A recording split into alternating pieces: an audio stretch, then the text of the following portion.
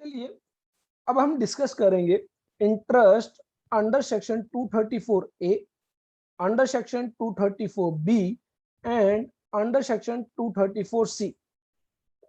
Practically आप देखेंगे जब आप इनकम टैक्स रिटर्न फाइल करेंगे तो ऐसे में बहुत बार ऐसा होगा कि सेक्शन 234 ए, सेक्शन 234 बी, सेक्शन 234 सी का आप इंटरेस्ट पे करेंगे। बात करेंगे किन किन सिचुएशंस में ये जो इंटरेस्ट है आपको पे करना होता है। तो सबसे पहले अगर हम बात करें सेक्शन 234 ए के रिगार्डिंग, तो 234 ए के रिगार्डिंग जो इंटरेस्ट आप पे करते हैं for late filing of income tax return, late filing of income tax return. तो अगर आप late income tax return file करेंगे तो ऐसे में आपको सेक्शन 234 ए के तहत जो है इंटरेस्ट पे करना होगा। हम देखेंगे जब रिटर्न ऑफ इनकम हम डिस्कस करेंगे तो वहां पर बेसिकली बताया गया है कि प्रत्येक व्यक्ति को जिसकी जो ग्रोस टोटल इनकम है, जिसकी ग्रोस टोटल इनकम जो है अगर वो maximum amount not chargeable to tax है, दैट मीन्स 2,50,000 रुपए in case of normal individual, 3 lakh रुपए in case of senior citizen, 5 lakh रुपए in case of very senior citizen. तो अगर जो ग्रोस टोटल इनकम है वो इस लिमिट से ज्यादा है तो उस व्यक्ति को रिटर्न ऑफ इनकम फाइल करनी होगी और उस रिटर्न ऑफ इनकम के अंदर वह डिक्लेयर करेगा कि उसकी इनकम कितनी है ड्यूरिंग द प्रीवियस ईयर और उस पर जो टैक्स लायबिलिटी है वो पे करेगा और अपनी रिटर्न ऑफ इनकम फाइल करेगा। तो ऐसे में हम देखेंगे नॉर्मल जो इंडिविजुअल है या फिर एचयूएफ है, इंडिविजुअल है, एचयूएफ है या फिर फर्म है, कौन सी फर्म, पार्टनरशिप फर्म, इसके अलावा एओपी है, बीओआई है। अगर इनके केसेस में सेक्शन 44 ए बी के तहत ऑडिट करने की रिक्वायरमेंट नहीं है, सेक्शन 44 ए बी अप्लाई नहीं होता है, तो ऐसे में ड्यू डेट होगी 31 July of the assessment year. तो प्रीवियस ईयर 21-22 के रिगार्डिंग अगर हम बात करें तो जो रिटर्न ऑफ इनकम फाइल करनी होगी वो रिटर्न फाइल करनी होगी 31 जुलाई 2022 तक। और अगर प्रीवियस ईयर 2020-21 की अगर हम बात करें तो रिटर्न ऑफ फाइल करनी होगी 31 जुलाई 2021 तक।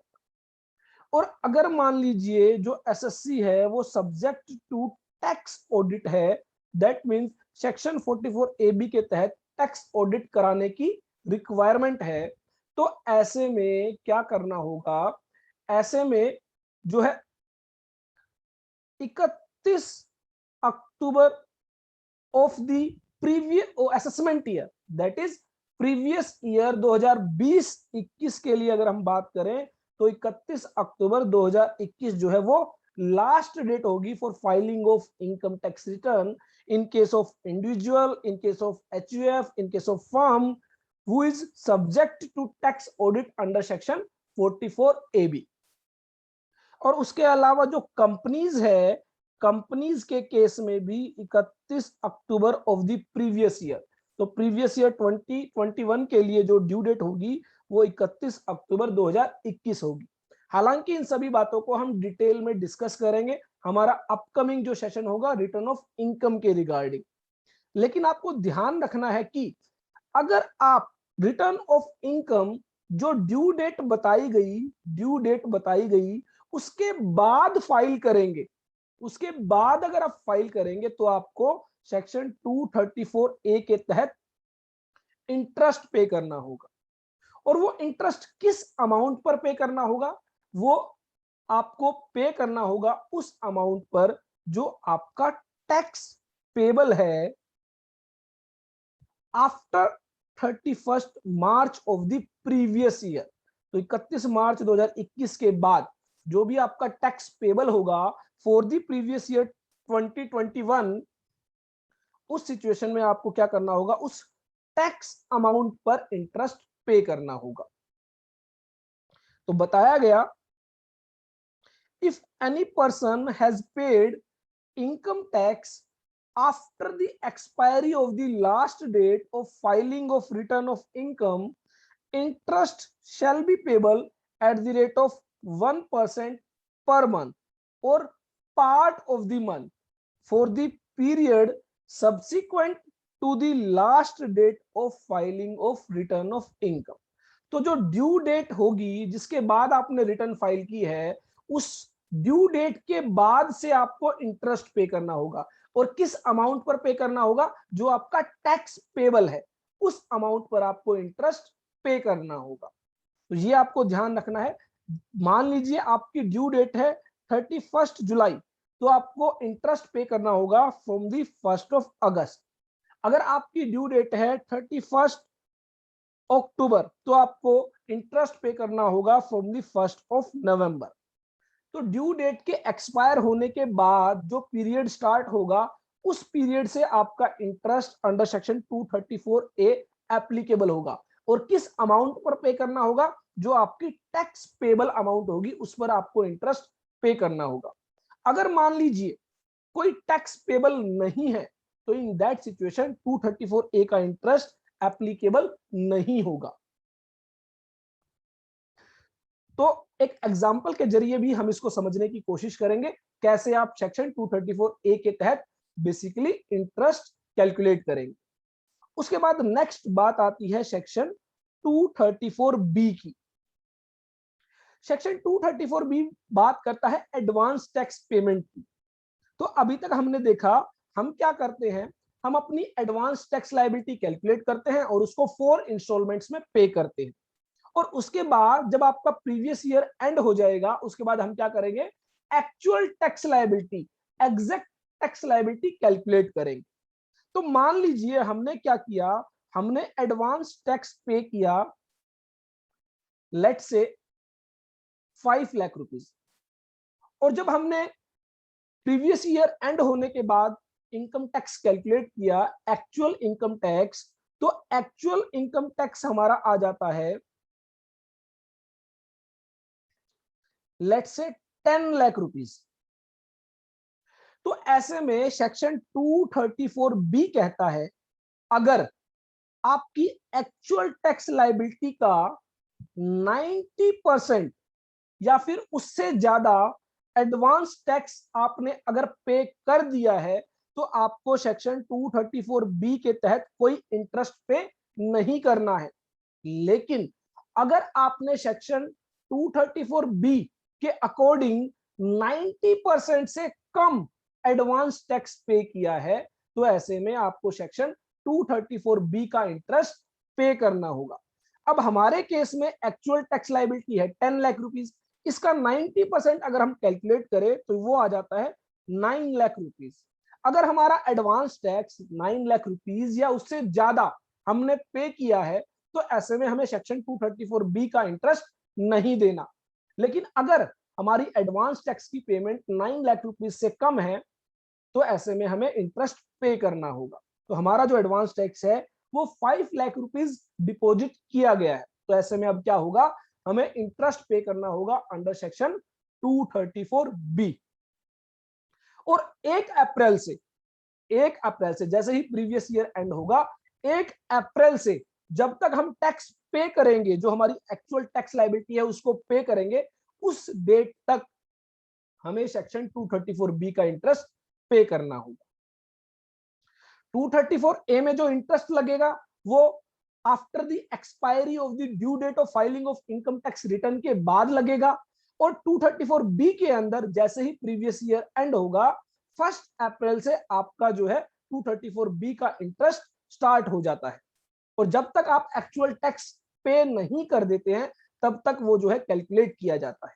तो यहां पर 234B के रिगार्डिंग बताया गया, as per section 234B, if advance tax paid is less than 90% of the actual tax liability, assessee shall be required to pay interest at the rate of 1% per month or part of the month अगर मान लीजिए एक महीने में कुछ दिन ज्यादा हो गए, 10 दिन हो गए, तो वो भी पूरा एक महीना कैलकुलेट किया जाएगा from 1 April of the assessment year up to the date of payment.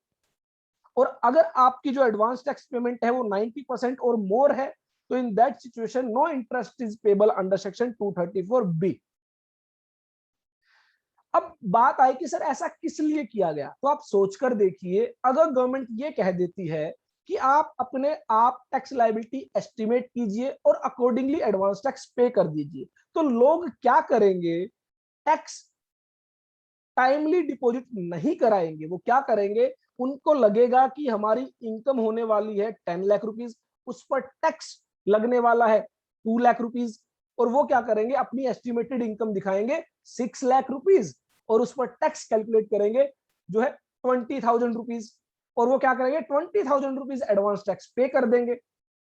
तो इस प्रैक्टिस को रोकने के लिए, ताकि लोग अपनी सही सही इनकम कंप्यूट करें, एस्टिमेटेड इनकम को कैलकुलेट करें और उस एस्टिमेटेड इनकम पर जो एडवांस टैक्स है वो कैलकुलेट करें और डिपॉजिट करें।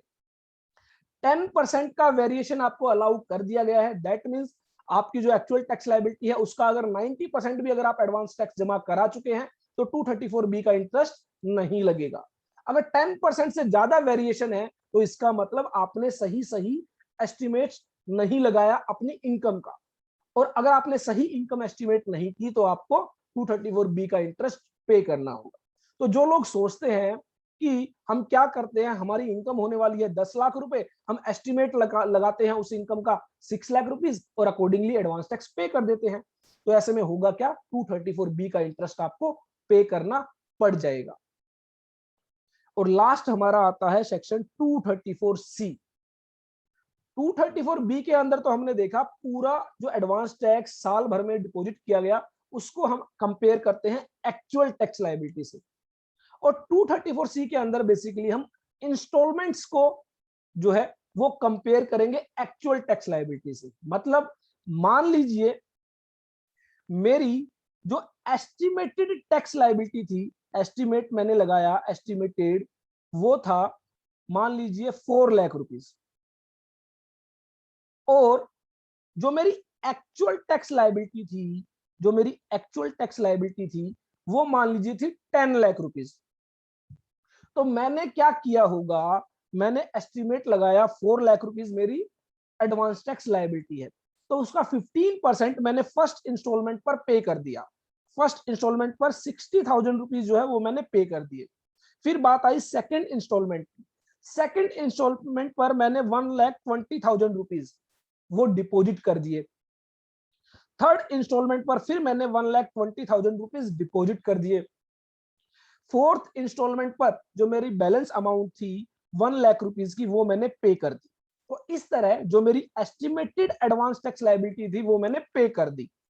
लेकिन जब असेसमेंट ईयर स्टार्ट हुआ, प्रीवियस ईयर एंड होने के बाद मैंने अपनी एग्जैक्ट इनकम कैलकुलेट की और उस पर एग्जैक्ट टैक्स लायबिलिटी कैलकुलेट की, वो आ जाती है 10 लाख रुपीज।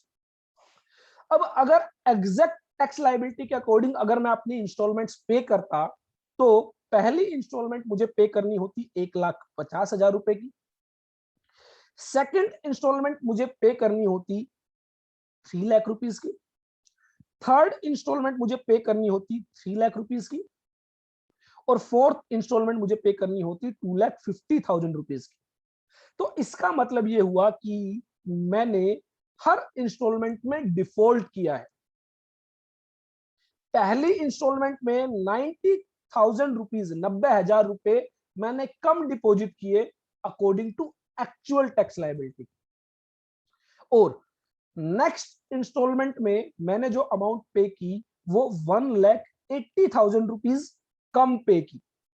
और अगर मैं सेकंड इंस्टॉलमेंट को ध्यान से देखूं तो सेकंड इंस्टॉलमेंट पर मेरा जो टोटल डिफॉल्ट हो जाता है वो 2,70,000 रुपए हो जाता है। थर्ड इंस्टॉलमेंट पर मैंने फिर से 1,80,000 रुपए कम डिपॉजिट किए, और यहां पर मेरा जो टोटल डिपॉजिट जो मैंने कम डिपॉजिट किया एडवांस टैक्स वो हो जाता है 4,50,000 रुपीज। और नेक्स्ट फोर्थ इंस्टॉलमेंट पर मैंने 1,50,000 रुपए कम टैक्स पे किया। दैट मीन्स टोटल मेरे जो अमाउंट है वो शॉर्ट डिपॉजिट है 6 लाख रुपीज से। 4 लाख रुपीज मेरी estimated tax liability, 10 lakh rupees मेरी एक्चुअल टैक्स लाइबिलिटी, और टोटल मेरा जो डिपॉजिट मैंने कम किया है वो क्या है 6 लाख रुपीज। इस 6 लाख रुपीज में से 90,000 रुपए फर्स्ट इंस्टॉलमेंट पर, 1,80,000 रुपए सेकंड इंस्टॉलमेंट पर, 1,80,000 रुपए थर्ड इंस्टॉलमेंट पर, और 1,50,000 रुपए फोर्थ इंस्टॉलमेंट पर मैंने शॉर्ट डिपॉजिट किया है, कम डिपॉजिट किया है। तो ऐसे में कहा गया जितना आपने कम डिपॉजिट किया है आप उस पर क्या करेंगे, इंटरेस्ट पे करेंगे। कितना, 1% पर मंथ और पार्ट ऑफ द मंथ। तो इसका मतलब ये हुआ कि पहले 90,000 रुपए पर मुझे 3 महीने का ब्याज देना होगा। नेक्स्ट जो मुझे इंटरेस्ट पे करना होगा वो 2,70,000 रुपए पर पे करना होगा, क्योंकि 90,000 रुपए की अमाउंट अब 2,70,000 रुपए में इंक्लूड हो चुकी है। तो यहाँ पर 2,70,000 रुपए पर मैं क्या करूंगा, अगले 3 महीने का जो मैंने डिपॉजिट नहीं किया उसका इंटरेस्ट पे करूंगा। फिर उसके बाद मैंने डिपॉजिट नहीं किया 4,50,000 रुपए, इस पर भी मैं क्या करूंगा, 3 मंथ्स का जो है मैं टैक्स डिपॉजिट करूंगा। और जो बैलेंस हमारा रह जाता है, जो मार्च महीने में 6 लाख रुपए जमा हो जाने चाहिए थे, वो जो हमने कम डिपॉजिट किए उस पर 1 महीने का ब्याज आपको देना होगा। तो इस तरह बेसिकली आप क्या करेंगे, इंटरेस्ट कैलकुलेट करेंगे। तो 15 जून तक मेरा 90,000 रुपए कम डिपॉजिट हुआ। तो ऐसे में मुझे क्या करना होगा, 15 जून से लेकर 15 मार्च तक मुझे क्या करना होगा, इंटरेस्ट पे करना होगा। लेकिन हमने यहां पर जो पीरियड लिया है वो 3 मंथ लिया है, वो इसलिए कि उसके बाद हमने जो नेक्स्ट इंटरेस्ट चार्ज किया वो 1,80,000 रुपए पर नहीं किया, वो चार्ज किया 2,70,000 रुपए, दैट इज 90,000 प्लस 1,80,000। तो इसका मतलब यहां पर आप देखेंगे कि 90,000 रुपए पर 3 महीने यहां पर इंटरेस्ट लगा, 3 महीने यहां पर इंटरेस्ट, 3 महीने यहां पर इंटरेस्ट, और 1 महीना यहां पर इंटरेस्ट। तो 10 महीने का इंटरेस्ट जो है वो आपका 90,000 रुपए की अमाउंट पर लग जाता है। फिर उसके बाद 1,80,000 रुपए की जो शॉर्ट पेमेंट हुई उस पर 3 महीने का यहां पर आपने ब्याज पे किया, 3 महीने का यहां पर, और 1 महीने का यहां पर। तो इसका मतलब सेकंड इंस्टॉलमेंट पर जो आपने अमाउंट कम डिपॉजिट की उस पर आप 7 महीने का ब्याज जो है वो पे करते हैं। और उसी तरह जो थर्ड इंस्टॉलमेंट पर आपने कम अमाउंट पे की उस पर आप 4 महीने का इंटरेस्ट पे करते हैं। और लास्ट जो आपने फोर्थ इंस्टॉलमेंट में कम अमाउंट पे की उस पर आप 1 महीने का जो है इंटरेस्ट पे करते हैं। और उसके बाद सेक्शन 234 भी अप्लाई हो जाता है। अगर 31 मार्च तक 90% ऑफ योर टैक्स लायबिलिटी आपने as an advance tax deposit नहीं किया है तो आपको फिर सेक्शन 234 बी का इंटरेस्ट पे करना होगा। तो इस तरह बेसिकली इंस्टॉलमेंट्स के केसेस में सेक्शन 234 सी कहता है, if any person has defaulted in payment of advance tax, interest shall be charged at the rate of 1% per month for a period of 3 months on the amount defaulted in each installment. But for the last installment, interest shall be charged only for 1 month. तो जो मार्च महीने में आपने advance tax पे करना था उस पर आपको 31 मार्च तक का ही जो है इंटरेस्ट पे करना है। रीजन बीइंग 31 मार्च के बाद आपका सेक्शन 234 बी अप्लाई हो जाएगा और अकॉर्डिंगली 234 बी के अकॉर्डिंग आपको इंटरेस्ट पे करना होगा।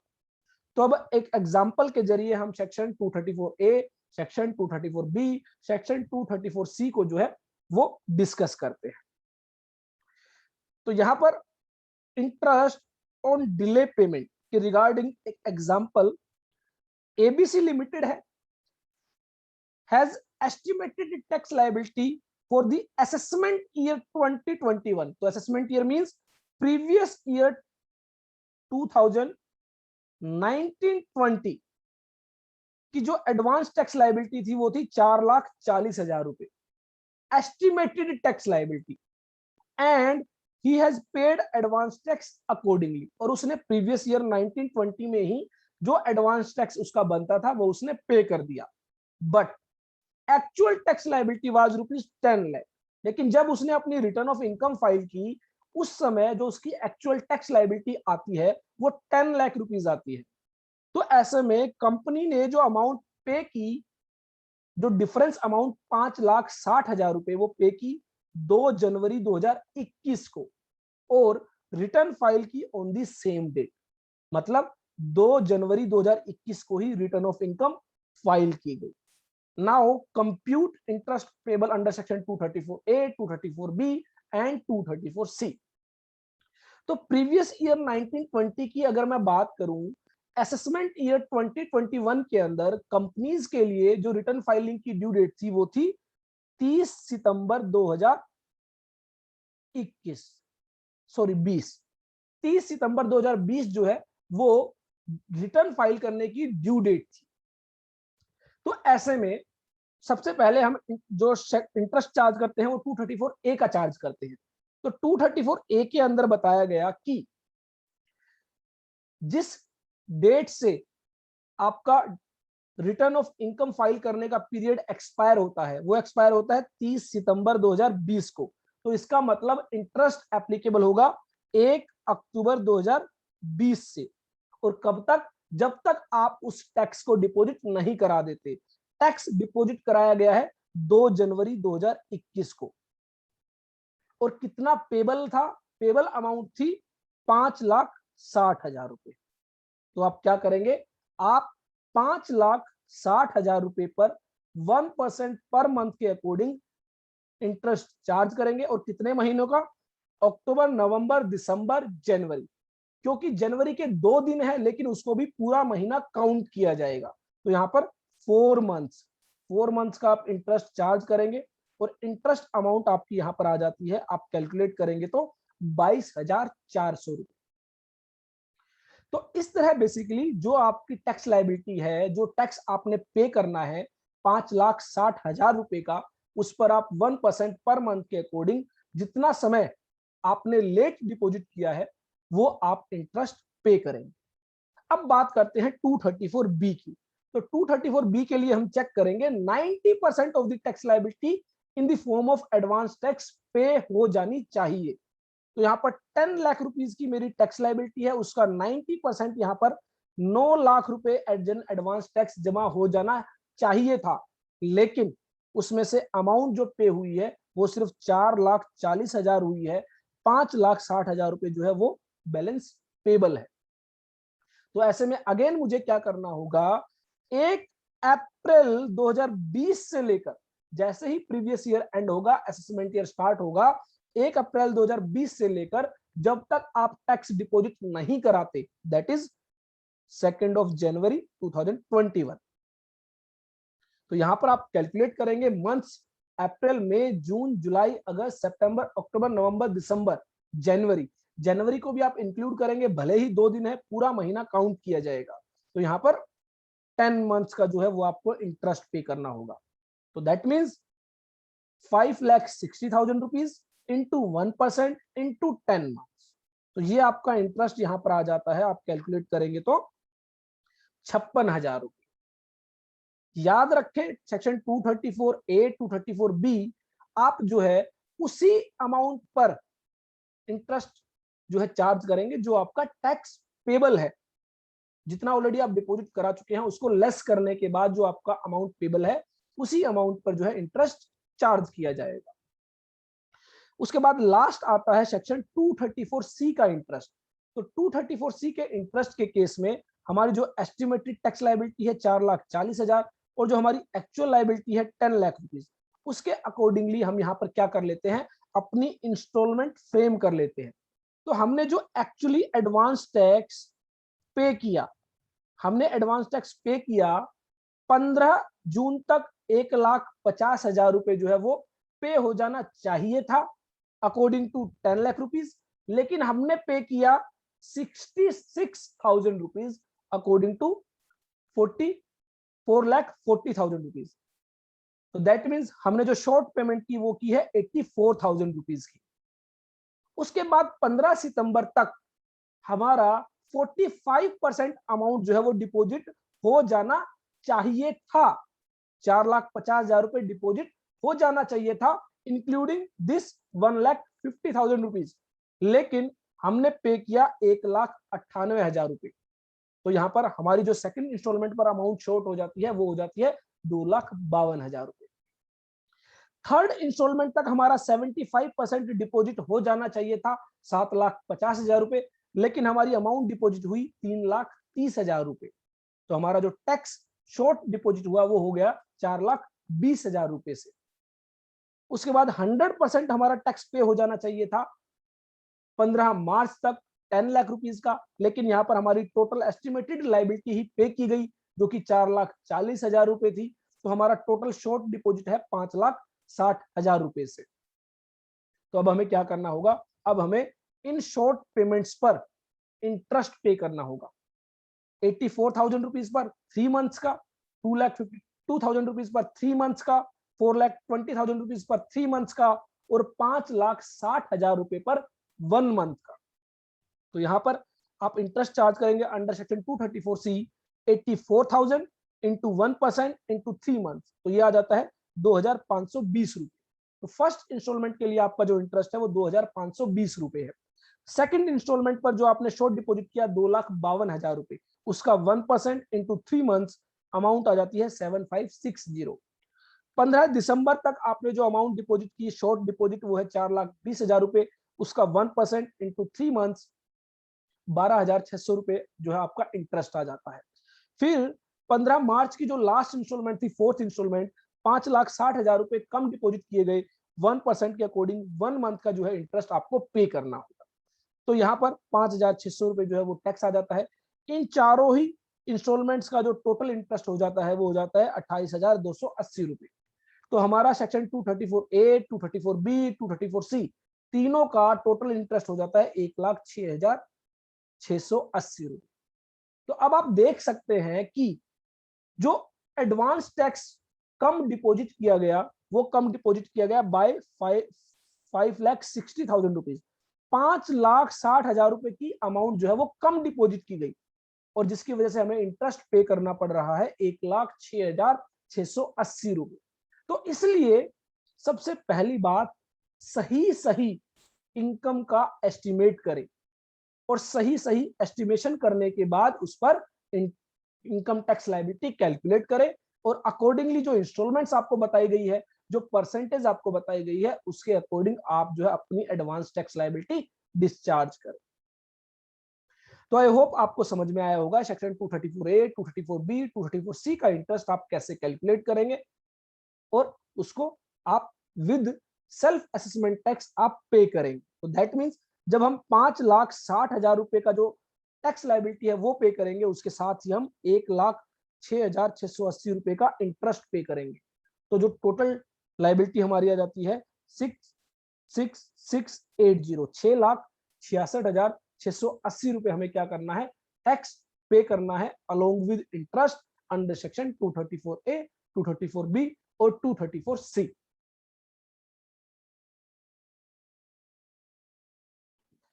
चलिए एक बार सेक्शंस की रीडिंग हम ले लेते हैं। Section 234A, interest for defaults in furnishing return of income. तो सेक्शन 234A बात करता है अगर आप डिफॉल्ट करते हैं रिटर्न ऑफ इनकम फाइल करने के दौरान, तो दैट मींस जो सेक्शन 139 के अंदर आपकी due dates of return filing of income बताई गई है, तो अगर आप जो ड्यू डेट्स बताई गई है अंडर सेक्शन 139 उन ड्यू डेट्स के बाद रिटर्न फाइल करते हैं, तो ऐसे में आपको क्या करना होगा, इंटरेस्ट पे करना होगा at the rate of 1% for every month और पार्ट ऑफ द मंथ।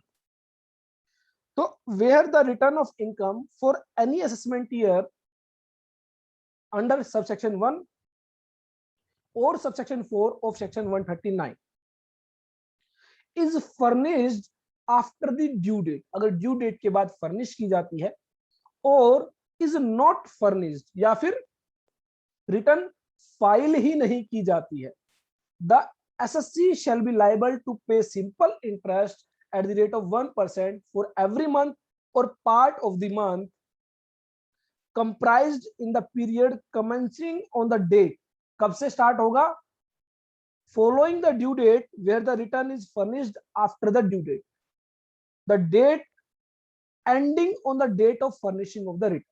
तो जो ड्यू डेट आपकी एंड होगी उस डेट से अगला दिन जो होगा उससे आपका इंटरेस्ट स्टार्ट हो जाएगा। और where no return has been furnished ending on the date of completion of the assessment. तो अगर आप रिटर्न ऑफ इनकम फाइल करेंगे तो जिस डेट से आपकी ड्यू डेट खत्म होती है उस से अगले दिन से लेकर जब तक आप टैक्स डिपॉजिट कराते हैं तब तक आपको जो है इंटरेस्ट पे करना होगा। और अगर आपने रिटर्न ऑफ इनकम फाइल ही नहीं की है तो ऐसे में जिस दिन ड्यू डेट खत्म होगी, एक्सपायर होगी, उससे अगले दिन से लेकर सेक्शन 144 के तहत जो आपकी असेसमेंट की जाएगी उस डेट तक इंटरेस्ट आपको पे करना होगा। तो अगर रिटर्न ऑफ इनकम आपने फाइल की है तो जिस दिन आप रिटर्न ऑफ इनकम फाइल करेंगे उस दिन तक ब्याज देना होगा। और अगर आपने रिटर्न ऑफ इनकम फाइल नहीं की है तो जिस दिन आप जो है आपकी रेगुलर असेसमेंट की जाएगी उस दिन तक आपको जो है इंटरेस्ट पे करना होगा। तो बेसिकली हम देखेंगे असेसमेंट्स के अंदर सेक्शन 144 बात करता है अगर कोई व्यक्ति अपनी रिटर्न ऑफ इनकम फाइल नहीं करता तो ऐसे में assessing officer according to his best judgement, जो असेसिंग ऑफिसर को सबसे सही लगता है, रीजनेबल लगता है, वो क्या करेगा, आपकी इनकम को असेस करेगा और उस इनकम पर आपको टैक्स पे करना पड़ेगा अलोंग विद इंटरेस्ट। तो ये जो असेसमेंट कंप्लीट की जाएगी जिसको बोला जाता है best judgement assessment under section 144। तो अगर आप रिटर्न ऑफ इनकम फाइल नहीं करते हैं तो असेसिंग ऑफिसर क्या करेगा, जो उसको सबसे सही लगेगा, रीजनेबल लगेगा, वो आपकी इनकम डिटरमाइन करेगा और उस पर आपको इंटरेस्ट पे करना होगा। और वो इंटरेस्ट आप पे करेंगे up to the date of completion of assessment. तो that means return of income अगर आप फाइल करेंगे तो ड्यू डेट से अगले दिन से ब्याज स्टार्ट होगा और जब आप रिटर्न ऑफ इनकम फाइल करेंगे उस दिन तक का ब्याज आपको देना होगा। और अगर आपने रिटर्न ऑफ इनकम फाइल नहीं की है तो जिस दिन ड्यू डेट एक्सपायर होगी उससे अगले दिन से आपका ब्याज स्टार्ट हो जाएगा और जिस दिन आपकी regular best judgement assessment complete होगी अंडर सेक्शन 144 उस दिन तक का ब्याज आपको देना होगा। उसके बाद किस अमाउंट पर आपको इंटरेस्ट पे करना है, तो ये बताया गया on the amount of tax on the total income as determined under section 143 subsection 1। तो एक सेक्शन है 143 सबसेक्शन 1 जिसके अंदर बेसिकली आप देखेंगे इंटीमेशन आपको रिसीव होती है जिसमें बेसिकली आपकी इनकम कैलकुलेट कर दी जाती है based upon your filed return. जो आप रिटर्न फाइल करते हैं उसके बेसिस पर सिस्टम जो होता है वो आपकी इनकम जो है कैलकुलेट करता है और उस पर जो टैक्स लायबिलिटी होती है वो कैलकुलेट करता है। तो ऐसे में सेक्शन 143(1) सबसेक्शन 1 के तहत जो इंटीमेशन बेसिकली आपको दी जाती है उसमें जो भी आपका अमाउंट ऑफ टैक्स होगा ऑन द टोटल इनकम उस टैक्स पर आपको इंटरेस्ट पे करना होगा और उस टैक्स में से आप लेस करेंगे एडवांस टैक्स जो आप ऑलरेडी पे कर चुके हैं। तो जैसा हमने देखा था 10 लाख रुपए हमारी एक्चुअल टैक्स लायबिलिटी थी, 4,40,000 रुपए ऑलरेडी हम एडवांस टैक्स पे कर चुके थे, तो हमने इंटरेस्ट पे किया था 5,60,000 रुपए पर। और अगर आपका कोई टीडीएस डिडक्ट हो चुका है, टीसीएस आपसे कलेक्ट किया गया है तो वो भी आप लेस करेंगे, उसके बाद जो अमाउंट ऑफ टैक्स होगी उस पर आपको इंटरेस्ट पे करना है। इसके अलावा कोई रिलीफ है या रिबेट है अंडर सेक्शन 89, 90, 98 तो वो भी आपको अलाउ की जाएगी। उसके बाद जो है आप जो टैक्स लायबिलिटी आएगी उस पर जो है इंटरेस्ट पे करेंगे। उसके अलावा कोई मैट क्रेडिट है, एएमटी क्रेडिट है, वो क्रेडिट एडजस्ट करने के बाद जो आपकी टैक्स लायबिलिटी होगी उस पर आपको इंटरेस्ट अंडर सेक्शन 234A पे करना होता है। उसके बाद सेक्शन 234B, सेक्शन 234B में बेसिकली बताया गया कि अगर आपकी जो एडवांस टैक्स लायबिलिटी है वो 90% ऑफ द टैक्स लायबिलिटी या उससे ज्यादा आपने पे की है तो सेक्शन 234B अप्लाई नहीं होगा। लेकिन आपकी एडवांस टैक्स लायबिलिटी है वो 90% से कम है तो इन दैट सिचुएशन आपको क्या करना होगा, 1 अप्रैल से लेकर जिस डेट तक आप टैक्स लायबिलिटी पे करेंगे उस डेट तक आपको 234B का इंटरेस्ट पे करना होगा। तो यहाँ पर wherein any financial year an assessee who is liable to pay advance tax under section 208 has failed to pay such tax where the advance tax paid by such SSC is less than 90%। तो आपने अगर advance tax पे ही नहीं किया है या फिर पे किया है वो 90% से कम है, the SSC shall be liable to pay simple interest at the rate of 1% for every month or part of the month starting from the first day of April following such financial year to the date of determination of total income under subsection 1 of section 143, and where a regular assessment is made to the date of such regular assessment, an amount equal to the assessed tax as the case may be on the amount by which advance tax paid falls short. तो जितना आप कम पे करेंगे उस पर आपको क्या करना होगा, उस पर आपको 1% पर मंथ के अकॉर्डिंग जो है टैक्स पे करना होगा। उसके बाद सेक्शन 234C के अंदर बताया गया जो आप इंस्टॉलमेंट्स शॉर्ट पेमेंट करेंगे उस पर भी आपको क्या करना होगा, इंटरेस्ट पे करना होगा। तो wherein any financial year an assessee other than assessee refer to in clause B, तो क्लोज बी के अंदर ऑलरेडी हम बात कर चुके हैं प्रिजम्पटिव टैक्सेशन के तहत बेसिकली 15 मार्च तक आप जो है 100% एडवांस टैक्स लायबिलिटी पे कर सकते हैं। तो उस केस में सेक्शन 234C अप्लाई नहीं होगा, उस केस में सिर्फ 234B सेक्शन जो है वो अप्लाई होगा। Who is liable to pay advance tax under section 208 has failed to pay such tax. The advance tax paid by such SSC on its current income on or before 15th day of June is less than the 15% of the tax due on the returned income or the amount of such advance tax paid. तो इसका मतलब जो आपकी actual tax liability का 15% होना चाहिए था उसमें से जो आपने एडवांस टैक्स पे किया, जितना आपका शॉर्ट अमाउंट रह जाता है उस पर आप इंटरेस्ट चार्ज करेंगे at the rate of 1% for the month और part of the month for 3 months. तो in that situation on or before 15th day of September is less than 45%, on or 15th day of December is less than 75%, or on the date of 15th March it is 100%. Then the SSC shall be liable to pay simple interest at the rate of 1% per month for a period of 3 months on the amount of the shortfall from 15%, 45%, 75% as the case may be of the tax due on the returned income. तो ये बात की गई 3 installments की।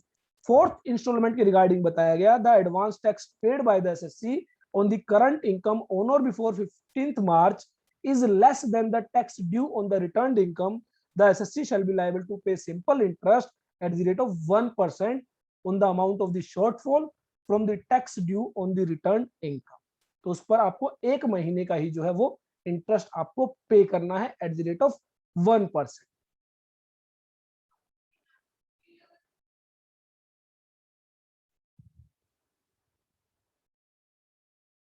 अलावा यहां पर एक रिलीफ दी गई फॉर 2 इंस्टॉलमेंट। जो आपकी पहली इंस्टॉलमेंट है 15 जून और जो आपकी सेकंड इंस्टॉलमेंट है 15 सितंबर, उसके लिए कहा गया कि अगर आपकी जो एक्चुअल टैक्स लायबिलिटी है, मान लीजिए एक्चुअल टैक्स लायबिलिटी है 10 लाख रुपीस और आपने फर्स्ट इंस्टॉलमेंट पर मान लीजिए जो टैक्स पे किया वो किया 1,40,000, जबकि जो टैक्स जमा होना चाहिए था वो होना चाहिए था 1,50,000। तो ऐसे में कहा गया कि अगर ये जो डिफरेंस है 12% या उससे कम है तो सेक्शन 234C का इंटरेस्ट नहीं लगेगा इस अमाउंट पर। सिमिलर वे में सेकंड इंस्टॉलमेंट पर आपका 45% जमा हो जाना चाहिए 4,50,000 रुपए, लेकिन आपने पे किया 4,25,000 रुपए। तो ऐसे में कहा गया अगर यह जो अमाउंट है 36%, दैट मीन्स जो डिफरेंस है वो 9% या 9% से कम है। पहली इंस्टॉलमेंट में जो डिफरेंस बताया गया वो 3% बताया गया। बेसिकली आपको 15% जमा करना था, अगर आप 12% तक डिपॉजिट कर देते हैं तो ऐसे में 234C का इंटरेस्ट नहीं लगेगा। तो दैट मीन्स 3% तक का वेरिएशन फर्स्ट इंस्टॉलमेंट में आपको अलाउ किया गया है। सेकंड इंस्टॉलमेंट में आपको 9% का वेरिएशन अलाउ किया गया है, क्योंकि 45% आपको जमा कराना होता है, लेकिन अगर आप 36% भी डिपॉजिट करा देते हैं तो इन दैट सिचुएशन आपको 234C का इंटरेस्ट नहीं पे करना होगा सेकंड इंस्टॉलमेंट पर। थर्ड और फोर्थ इंस्टॉलमेंट के लिए कोई रिलीफ नहीं दी गई, provided that if the advance tax paid by the assessee on the current income on और before 15th day of June or 15th day of September is not less than 12% or 36%. तो that means 15% की बजाय अगर आप 12% या उससे ज्यादा भी डिपॉजिट कर देते हैं तो इंटरेस्ट नहीं पे करना होगा under section 234C for that instalment. और सेकंड इंस्टॉलमेंट के लिए 36% of the tax due on the returned income, then the SSC shall not be liable to pay interest on the amount of the shortfall on those dates. तो इसके लिए आपको interest पे नहीं करना हो। और उसी तरह सेक्शन 44AD और ADA के केस में हमने देखा था, जो डेट बताई गई वो डेट बताई गई 15 मार्च। तो 15 मार्च तक आपका जो है 100% टैक्स पे हो जाना चाहिए। तो 15 मार्च जो है ऑफ द प्रीवियस ईयर जो है आपको टैक्स पे करना है 100% इन केस ऑफ प्रिजम्पटिव टैक्सेशन। यहां पर आपको इंस्टॉलमेंट सिस्टम नहीं दिया गया, लेकिन अगर मान लीजिए 15 मार्च तक 100% टैक्स लायबिलिटी जो है वो पे नहीं की गई, तो इन दैट सिचुएशन 1 महीने का ब्याज जो है वो पे करना होगा under section 234C। An SSC who declares profit and gains in accordance with the provision of section 44AD or 44ADA, as the case may be, who is liable to pay advance tax under section 208, has failed to pay such tax, or the advance tax paid by the SSC on its current income on or before 15th day of March is less than the tax due on the returned income, then the SSC shall be liable to pay simple interest at the rate of 1% on the amount of the shortfall from the tax due on the returned income. तो ऐसे में जितना shortfall होगा उस पर interest pay करना होगा under section 234C।